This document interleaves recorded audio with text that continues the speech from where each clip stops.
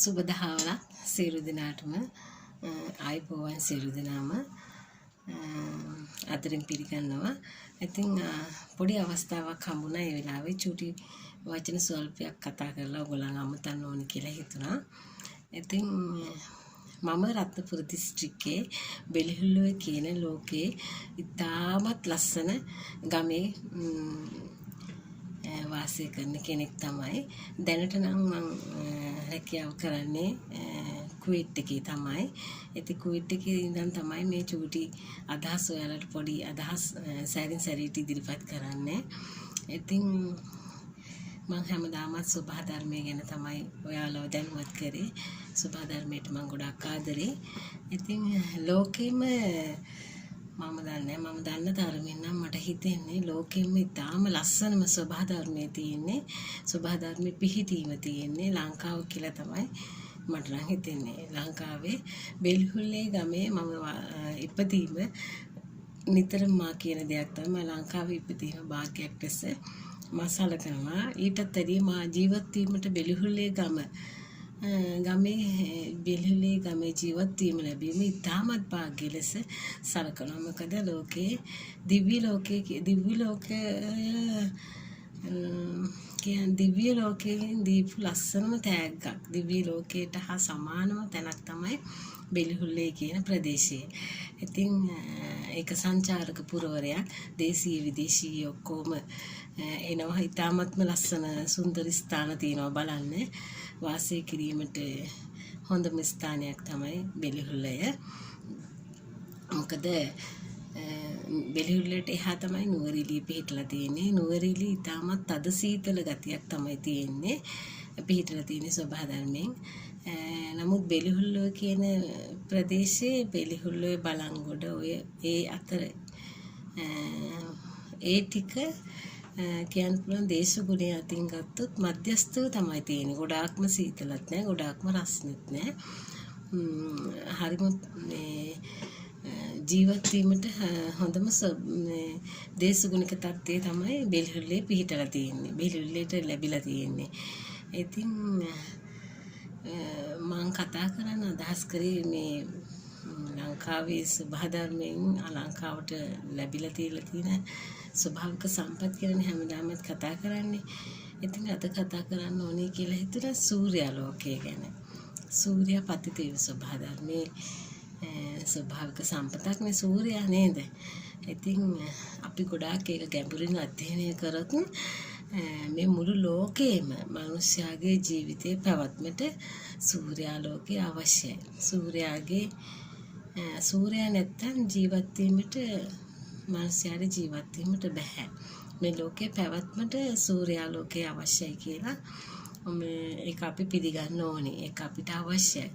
ඇත්තටම සූර්යා ලංකාවේ සෝභා ධර්මයේ දෙසින් දායාද කරලා තියෙන සූර්යා ලංකාවට පතිත වීම ඉතාමත් ලංකාවේ ජනගහනය හරිම වාසනාවන්තයි. මොකද මාස 6ක් හොඳටම සූර්යාලෝකේ පායනවා. ඒ වගේම මාස 6ක් වර්ෂාවත් සමග වර්ෂාව තිබුණත් සූර්යාලෝකේ ලැබෙනවා ලංකා භූමියට.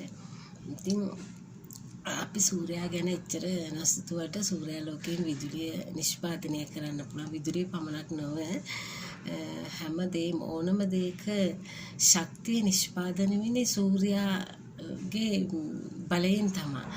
ඒක ගැඹුරින් අපි අධ්‍යයනය කරන්න ඕනේ. අපි සූර්යාලෝකයේ අපි තුලිනුත් විහිදෙනවා. අපි මේ ක්‍රියාත්මක කරන හැම දෙයකම අඩංගු වෙලා තියෙන සූර්ය ශක්තිය. නැත්තම් අපිට ඒවා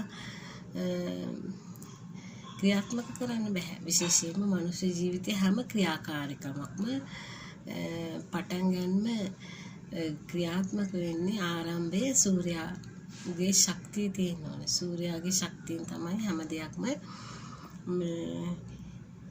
ක්‍රියාත්මක වෙන්නේ. ඉතින් සූර්යා සුළුකොට සලකන්න හොඳ නෑ. සූර්යාලෝකය අපි ඇත්තටම දෙවි කෙනෙක් වශයෙන් අදහන්න පුළුවන්. සූර්යා උදේ පාන්දර අපිට දෙවි කෙනෙක් වශයෙන් අදහන්න පුළුවන්. සූර්යාට වැඳ ඒක ඒක වැරද්දක් නෙමෙයි. හැබැයි ඉතින් වදිනවා නම් වදින්න ඕනි. අපි ඒක අපේ තුල හට නැගෙන එක මත තියෙනවානේ. අපි ඒක නෙගටිව් නෙමෙයි පොසිටිව් අදහස් වලින් තමයි අපි පොසිටිව් අදහසකින් හිතලා අපි සූර්යයාට වැන්දට ඒක පවු නැහැ. සූර්යයා දෙවි කෙනෙක් වගේ තමයි. මොකද ලෝකේම මනුස්ස ජීවිතේට මිනිස්සෙට ගහකොළ සත්‍ය මේ හැමදේම පැවැත්මට සූර්යාලෝකය අවශ්‍යයි. සූර්යාලෝකේ නැත්තම් ලෝකේ පැවැත්මක් නැහැ. මම ගැඹුරින් අධ්‍යයනය කරොත් ඒ ක්‍රියාවලිය ඒ විදිහටම සිද්ධ වෙන්නේ. ඉතින් බෙල්හුල්ලේ පරිසරය ගැන ගත්තොත් සූර්යයා පතිත වෙනවා. බෙල්හුල්ලේ තියෙන ස්වභාව ධර්මයේ විසින් දායාද කරලා තියෙන සම්පත් ගැන කියන්න වචන නැහැ.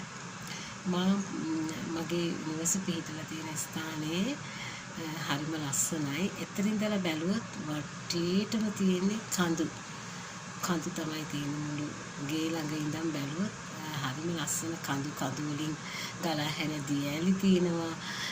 ඒ වගේම වනාන්තර තියෙනවා.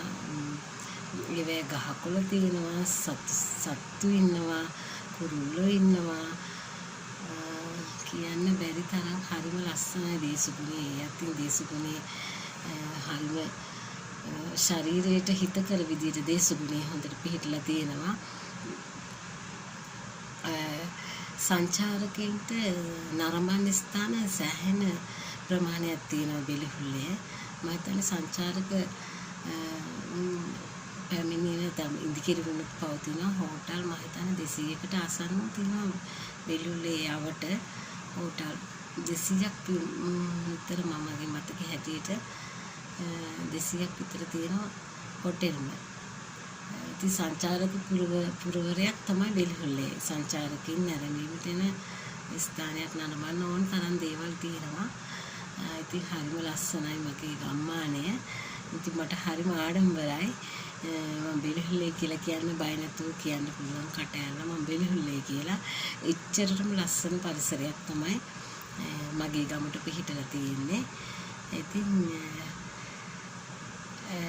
සූර්යාලෝකයේ වටිනාකම අපි කවුරුත් හොඳින් දන්නවා. නමුත් ඒක ගැඹුරින් හිතන්නේ නැහැ. අපේ රටට ලැබෙන සූර්යාලෝකය සබහා ධර්මයේ සම්පතක්නේ.